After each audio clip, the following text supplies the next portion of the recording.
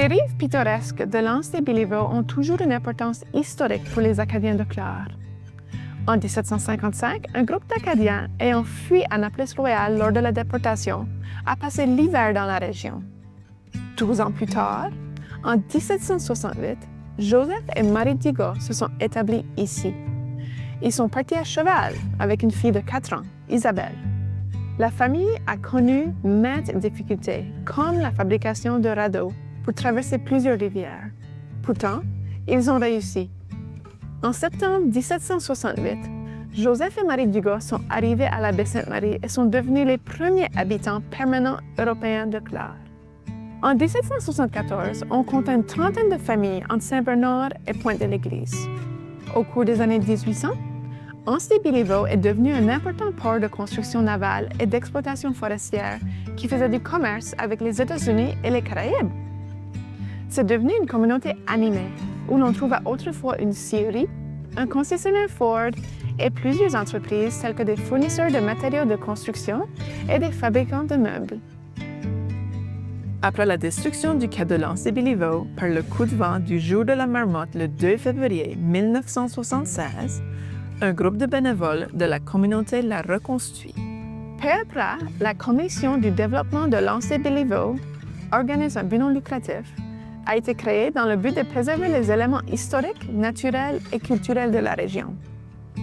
Au début des années 1990, la municipalité de Clare a acquis le quai et le terrain et ils les ont nommés le Parc Joseph et Marie Dugas, en hommage à la courageuse famille de pionniers acadiens. Par la suite, la Commission de développement de l'Anse-des-Béliveau et la municipalité se sont associés pour co-gérer le parc.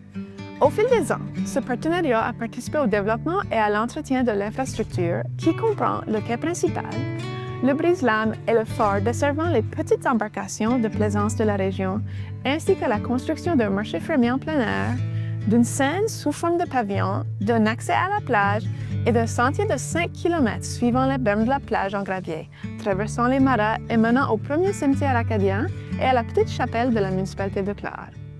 Aujourd'hui, le parc d'Anse-des-Béliveau est un centre communautaire et touristique dynamique où les visiteurs peuvent faire des rencontres et explorer. Le parc accueille un marché fermier estival populaire chaque samedi de mai à octobre.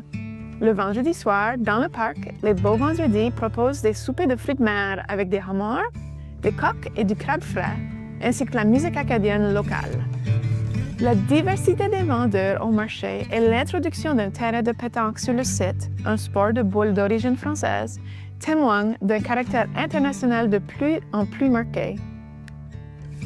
Les projets visant à prolonger la saison touristique au parc Joseph et Marie Dugas comprennent la création d'un nouveau centre expérientiel qui abritera un marché permanent. De plus, la réplique du bateau Stella Maris, créée par le regretté Jean Béliveau, a été intégrée à la conception du bâtiment en tant qu'exposition d'art local. Quelle que soit la saison, le parc est une destination incontournable de la baie Sainte-Marie.